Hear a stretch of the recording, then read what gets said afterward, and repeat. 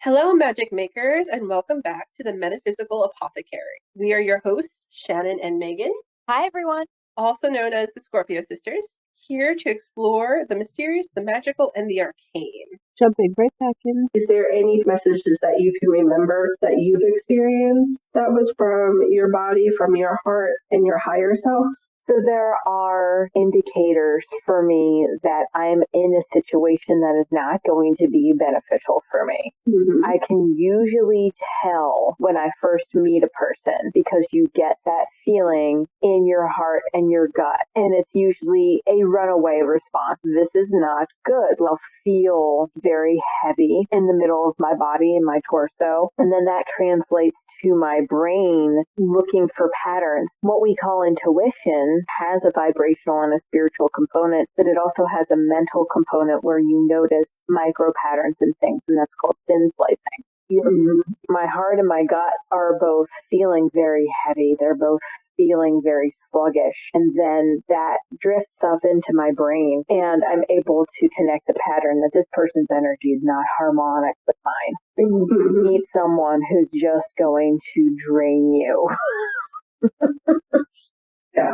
Another experience I've had in the past is when I've encountered entities that were actually dangerous, whether they were people or whether they were intangible and energetic emanations that were somehow dangerous or had malintent. My hands will go numb. Mm-hmm. My hands will go numb, and all of that energy pulls right into the center of my body, pushes me into flight. Because at that point, if my hands are going numb, I need to call tail and get out of there, away from that person, away from that energy. I feel like I get more solid, if that makes any kind of sense. Like your body becomes denser? Yes. Okay. Feels like they can't siphon energy off, which is counterintuitive to our subtle body since the subtle body is on the outside. Mm-hmm. It's interwoven with our physical body inside of our body. Right. So it's almost like my body kind of just closes the doors by becoming denser. So that's an indication to you that there's something around there that's trying to feed on your energy, whether it's intentional or not, whether it's malicious or not, but there's something that's going to affect you negatively, and your body is just putting down the portcullis, filling up the moat. Yeah. Other spirit messages that come from within, they don't always indicate danger. Sometimes they can indicate that you're really on the right track with something. You and I talk about personal gnosis all the time. Something will resonate with us. We'll hear something that sounds very true, and it'll really resonate with us.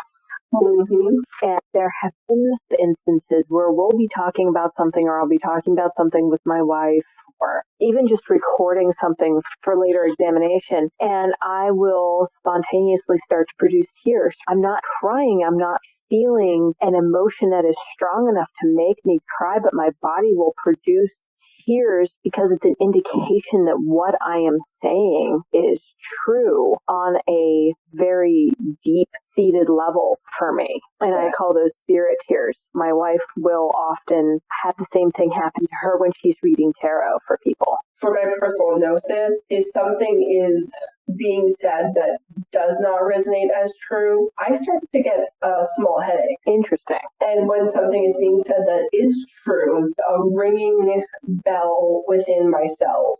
It is definitely a sense of, oh, this is so true. Everything in me, every single cell, the nervous system, everything in me is ringing like a bell. A lot of the times, in order to get out of that or to ground myself a little bit more, especially if I can't take off my shoes at that point in time, I have to start touching my nose. Interesting.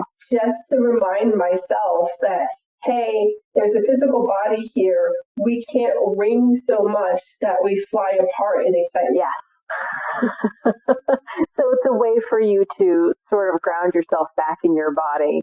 Yeah, not an insult to anyone. That's their personal path and truth. But there are certain things that will just feel right to you and resonate right to you. And there's going to be certain things that don't. And it's going to come up in this podcast at some point in time. You will not agree with what we are saying. And that's okay. And that's perfectly fine. That is not your truth. It's all valid. Exactly. As we've been talking about spirit messages, it seems it's really all about being attuned to your body, your spirit, the energies you work with. And that's how we will know that spirit messages are either emanating from within us or being shown to us by the energies with whom we're working. We can align with. Yeah. So that's one way to make sure that you're seeing a spirit message and not just seeing a bird. Humans love to matrix, where humans will constantly try to find faces, humanoid faces in particular, in everything. Mm-hmm. Yes. A random pattern, a chaotic random pattern, and the human mind will start organizing that random pattern into a face. Yes. That's just something our brains do automatically.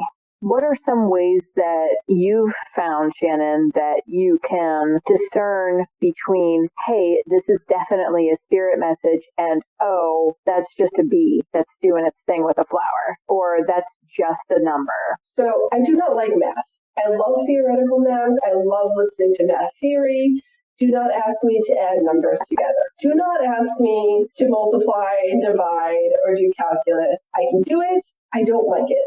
So I don't automatically go there. When I had a series of numbers that add up to 8 automatically in my head without me having to engage with it more than just going, oh, that adds to 8, that is a spirit message to me. So your brain just automatically adds things up to 8, and that's a spirit message. Whereas if you just look at a series of numbers and you would have to work at it, then it's just a series of numbers. Exactly. My personal Discord tag number. I had just created it, and the tag number at the end of my account adds up to 8. There is not an 8 in it. It's a 4-digit number that should be relatively random and ridiculous. It adds up to 8. And as you indicated before, when you looked at the series of numbers, you knew that instantly? Yes. There was no need for me to go 9 plus 1 plus this plus that plus this. It was just straight up, oh, that adds to 8. Yeah. And I think that's a good way to help people understand. It's going to be an instantaneous, oh, hey, this is something that captured my attention. This is something that snapped me out of whatever I was feeling before. It's going to be almost having like something glow in your face is how it usually comes on me. Mm-hmm. It's not something that I'm ever looking for. If I'm looking for a message, I'm not getting a message. Right. So when we try to force patterns, when we're trying to shoehorn something into our confirmation bias, where there's a single occurrence without repetition or corresponding surrounding events, like the cardinal that only visited me once during the whole Blue Jay saga. Mm-hmm. Yeah. There was a cardinal that came around with some other smaller birds and was only there for a few seconds and then fluttered away. And that was the only time I had seen that cardinal till this morning. So those cardinals, I believe, had something to do with you. Yeah, I don't see cardinals in my area all that often. And one of the other times we were doing work on our podcast, just talking to each other, trying to iron things out, I think, a cardinal landed in a tree in the backyard. So you don't see cardinals very often. There was a cardinal in your backyard, and that's something to pay attention to. Yes. Mm-hmm. Another bird that is something to pay attention to that does come around, and it is super random, is condors. Okay. And this is not an area where people are going to, oh yeah, condors fly and are scavenging in the area. Mm-hmm. They do, but we don't automatically remember or assume that. Right. So seeing a condor in your urban area so close to New York is still a shock to your system and may still indicate something. And even if it's not a shock to my system, it's a shock to everyone else's system. That is exactly what happened. A condor landed on our neighborhood school's roof, and it was beautiful and preening. He was positioning himself in the best possible way for pictures as soon as he realized that people had their phones up. So he was being a ham. And a mother was walking her child to school. Mind you, this is not a small child. This is a child that would be almost entering middle school. Okay. She pulled that child into herself, ran screaming, "It's going to take my child." Sorry, I'm from a rural area, and the encounters that some urbanites have with animals just crack me up. Exactly why I take a step back is I'm not shocked that a condor is in our area. We have the Palisades, which means that you have wildlife and they die, which means that there's going to be scavengers that come around looking for that meat. Condor scavengers, that's what they do. It is not surprising to me to see a circle of condors. Yeah. It's what they do. It is utterly, completely entertaining when I listen to other urbanites screaming, going, "Oh my God, it's going to take my child." Yes. Would you indicate that he was a spirit message because of the attention that was being drawn to his presence? Yes, he was definitely a spirit message because the condors that people will see are flying in circles above the Palisades. The fact that he landed plain sight and then continued to preen in front of everyone. Right. He was a spirit message, not just for me, but probably several people in that crowd. I was commuting into the city at that point in time when I stopped. So it was probably also to get my head out of the fact that I was running so late. Okay. And that was stressing me out. But it was also a message from a energy source that I would start to work with that was, for lack of a better term, courting me into working with them. Are you comfortable indicating who that is? Or that was spirit messages from Aries. So that was when he kind of introduced himself to you. That's when he was tired of me making believe that I was not hearing him. It sounds like a relationship with a Nazi. He just got tired at that point. It's like, no, we're engaging. I am full on letting you know that I know that you can hear me. I'm here. It's very similar to the encounter that I had with the blue jay the first time it decided to communicate with me. So I was walking down the sidewalk and I was looking at my phone. I shouldn't have been. Normally I try to look at what nature is around us, but I was walking down the sidewalk for my morning walk looking at my phone, and I look up and there's a blue jay sitting in the middle of the sidewalk, not in a tree, in the middle of the sidewalk, staring at me. We lock eyes. It caws at me right in my face, and they have a very loud call and flutters up into a tree above me. That would have been strange enough. The second walk I took that day, there were two blue jays this time, and they were leapfrogging each other into trees in front of me on the path that I take on my walk, just leapfrogging me. The next day, I was walking, and there was a third blue jay, might have been one of the same ones, in a tree above me making all kinds of racket, cawing, yelling, fluttering around. I said good morning to it and walk under the tree, and it stopped. As soon as I approached it and greeted it, it stopped. Those were the encounters I had with blue jays that were completely unprompted on my end. So I thought to myself, okay, this energy wants to come into my consciousness. There is something going on here with the blue jays. So I got some bird seed. I got one of those suet cakes, and I put it on a plate on our patio table. And I said, this is for the blue jays, basically. There was a little bit more to it, but thank you for bringing your energy into my life. Please indicate to me what your message is. And don't you know, that is the only bird that ate from this seed until it was down to like the dregs. That was the only type of bird that visited this plate the entire time it was out. Mm-hmm. You have other birds in your area. You have blue jays, you have cardinals, you have sparrows, you have hawks. So the fact that only blue jays were visiting is very important. And I'm still working out what that energy means in my life. I don't want to leave our listeners hanging, but I still don't know.